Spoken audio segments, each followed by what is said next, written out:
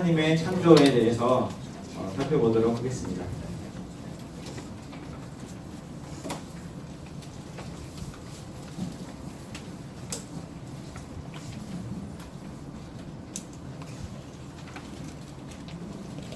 네, 하나님의 창조에 대해서 살펴볼 텐데, 지난주부터 이제 영상을 이제 올리셔가지고 이제 부담감이 네.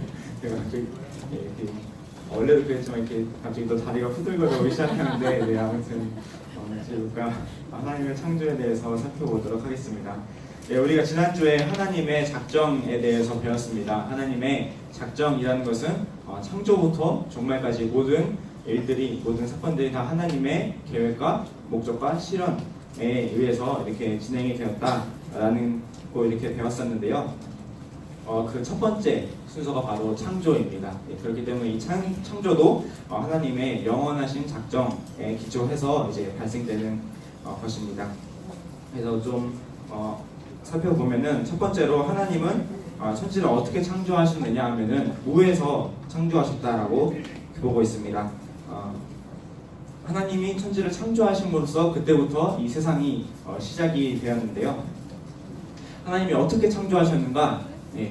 아무것도 없는 상태에서 이 세상을 창조하셨다라고 말을 하고 있는 것입니다.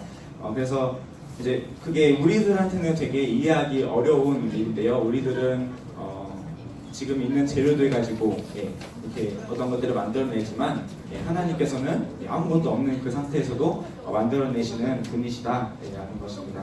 그래서 그렇게 하시고, 그리고 어떻게 하나님은 이 천지를 창조하셨는가 하면은 말씀으로 여기 창조하셨습니다. 우리는 또 물질로 이렇게 만들지만 하나님은 말씀하시면 그대로 세상이 진행이 될 수밖에 없는 그런 절대 주권의 하나님, 위대하신 하나님이심을 또한 우리가 여기서 확인을 할 수 있습니다. 그래서 30페이지 두 번째, 하나님은 그의 능력의 말씀으로 천지를 창조하셨다라고 이렇게 말을 하고 있는데요. 두 번째 문단에 하나님께서 빛이 있으라 명령하셨으므로 빛이 존재하였고 궁창이 있으라 하심으로 궁창이 존재하였다라고 하고 있습니다. 그러면서 모든 만물은 그 앞에 순복할 수밖에 없다라고 성경에서는 명시를 하고 있습니다.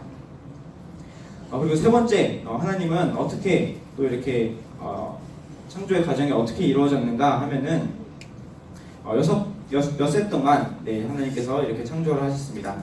맨 처음에는 이제 빛을 창조하시고, 두 번째는 궁창을 이제 만드시고, 또 이렇게 묻을 땅을 만드시고 바다를 이렇게 나누시고, 생태계를 이렇게 조성을 하셨습니다. 이렇게 만들어지는 것은 질서정연하게 하나님께서 이 세상을 창조하셨다라는 것입니다. 예를 들어서 하나님께서 동물을 먼저 이렇게 첫째 날에 창조하셨으면은 그 동물은 아무것도 없는 상태에서 살 수 없겠죠. 하나님께서는 이랬듯 질서정연하게 먼저 있어야 될 거다. 가장 필요한 것들을 먼저 이렇게 만드셨습니다. 빛이 있으라. 빛을 먼저 만드시고, 하늘과 땅을 만드시고, 바다를 나누시고, 이렇게 해서 질서정연한 하나님이시다라고 하셨는데요.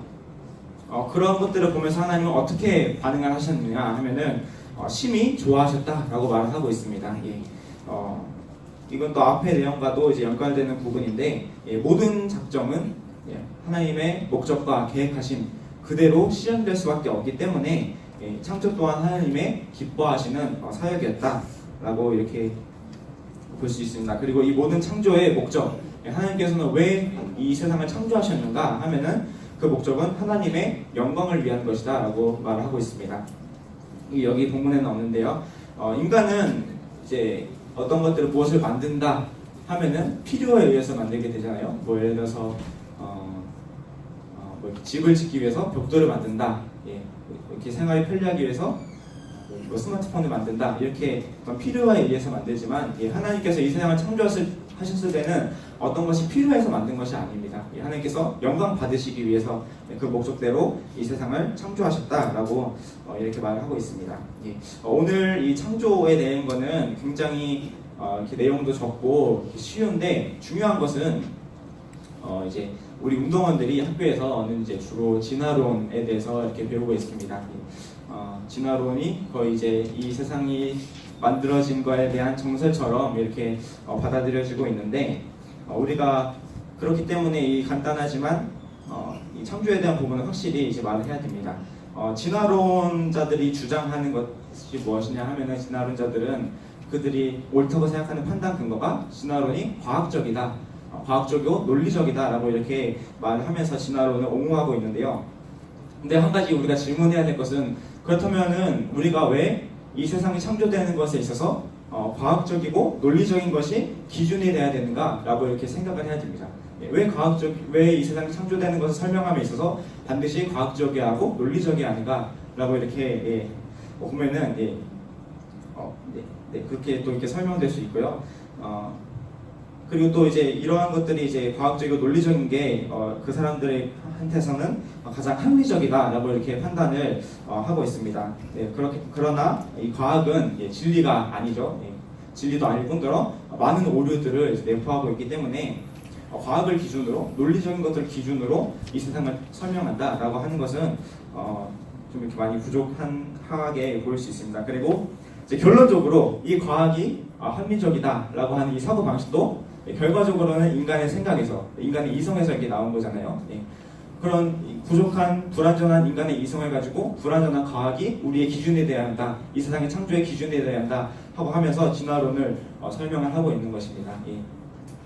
그렇기 때문에 우리는 가장 확실한 절대 진리이신 하나님만이 이 세상을 창조했다라고 분명하게 말을 해야 되고, 또 우리가 믿는 것은 우리가 믿는 게 아니잖아요. 하나님께서 전지전능하신 하나님께서 우리로 하여금 그 창조론이 이 세상을 하나님께서 창조하셨다라는 것이 믿게 하셨기 때문에 우리에게는 이 창조를 또 분명하게 우리 운동원들에게 또 이렇게 가르쳐 주시기 바랍니다. 질문사항 있으신가요? 네. 그럼 이것으로 마치고